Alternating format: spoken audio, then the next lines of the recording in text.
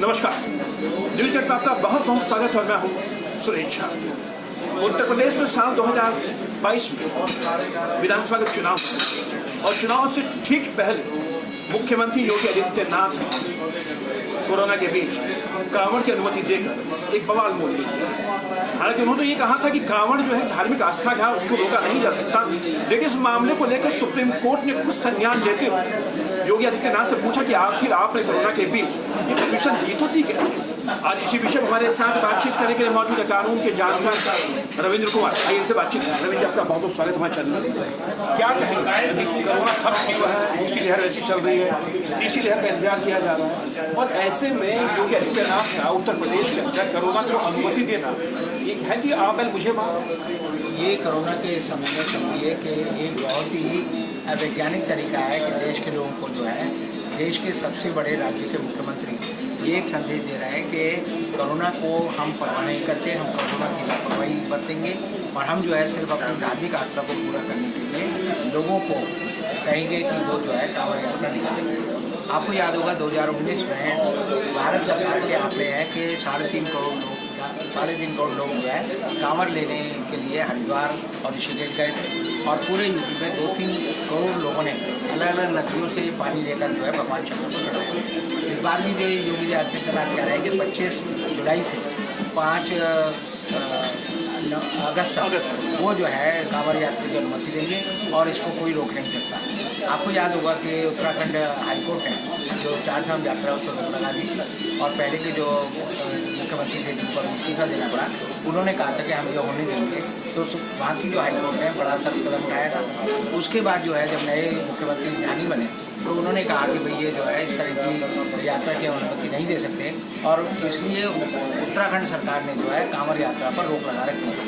कोई भी आदमी अगर कांवड़ लेने के लिए हरिद्वार जाएगा तो उस पर जो है केस दर्ज किया जाएगा। लेकिन उत्तर प्रदेश के जो मुख्यमंत्री हैं योगी आदित्यनाथ, वो इसे अपनी नाक का सवाल बनाएंगे।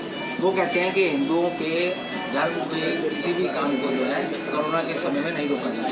सर, आपको याद होगा कि कुंभ का मेला भी लगा था, कोरोना के दौरान लगा था, हालांकि इसका विरोध भी हुआ था, लेकिन धार्मिक आस्था का सवाल उठाकर लोगों को मौत के मुंह में जिस तरह से झोंका गया था, वो पूरा देश उसका दंश जो है कोरोना की दूसरी लहर में झेला है।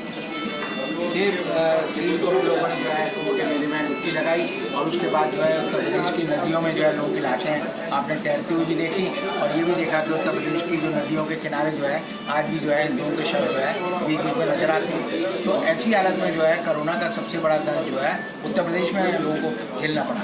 लेकिन सरकार जो है चूँकि धार्मिक आस्थाओं को सबसे आगे रखती है, तो आप देखेंगे जब कोरोना का पहला दौर चल रहा था उस समय नरेंद्र मोदी ने राम मंदिर का उद्घाटन किया। ये कोरोना के दौर में ही आप देखेंगे कि भारत के राष्ट्रपति ने 5 लाख रुपये इस बात के लिए दिए कि राम जन्मभूमि तीर्थ विकास समिति का अभियान चले और उसमें 12 करोड़ हिंदुओं के परिवारों को जाकर जो है RSS और विश्व हिंदू परिषद के लोगों ने चंदा इकट्ठा किया। तो ये लोग समझते हैं कि हिंदू जो रीति रिवाज हैं उनको कोरोना से नहीं डरना चाहिए, क्योंकि हिंदू जो है वोट देता है। कौन वोट देता है? कोरोना की यात्रा में कौन जाएगा? कोरोना की यात्रा में आपको कोई पढ़ा लिखा हिंदू नज़र नहीं आएगा, कोई प्रोफेसर नज़र नहीं आएगा, कोई वकील नज़र नहीं आएगा, कोई बड़ा डॉक्टर नज़र नहीं आएगा। सिर्फ OBC के लोग, अनपढ़ लोग, ये लोग जाते हैं। और एक बड़ी विचित्र बात है कि जब जो है कांवड़ यात्रा निकलती है तो उत्तर प्रदेश में अपराध बंद हो जाते हैं। 15 दिन कहीं कोई अपराध नहीं होता। अच्छा, ये बताइए सर, जिस तरीके से उत्तर प्रदेश में 2022 में विधानसभा के चुनाव है, क्या इसको चुनाव से जोड़ के देखा जा सकता है कि आप आस्था का सवाल उठाकर लोग मौत के मुंह में झोंक रहे हैं? तो कहाँ की ये न्यायप्रियता है? कहते हैं योगी आदित्यनाथ को जिस तरीके से कोरोना की दूसरी लहर लोगों ने झेली है, लोगों के घर के लाश थे, तो ऐसे में खुद मुख्यमंत्री योगी आदित्यनाथ को सोचना नहीं चाहिए था। और खासकर बात करें उत्तरांचल उत्तराखंड के ठाकुर के CM ने खुद मना कर दिया कि साहब कांवड़ यात्रा नहीं हो सकती ऐसे में। जो उत्तर प्रदेश के चुनाव होने हैं ये सबको पता है और आज प्रधानमंत्री नरेंद्र मोदी ने खुद बनारस में जाकर जो है उत्तर प्रदेश के चुनावों का बिगुल बजाया है। तो सरकार जो है ऑलरेडी जो है आप समझिए कि वो चुनावी मोड में है। और आप एक बात समझिए कि भारतीय जनता पार्टी की सरकार है, नरेंद्र मोदी की सरकार है, ये परमानेंट जो है इलेक्शन मोड में रहती है। जहाँ चुनाव होगा वहाँ आपको प्रधानमंत्री भी मिलेंगे और सब लोग मिलेंगे। जब चुनाव खत्म हो जाएगा वहाँ कुछ ही मिलेगा। तो एक तरह से ये सरकार जो है और जो पार्टी है ये जो है इलेक्शन ओरिएंटेड है।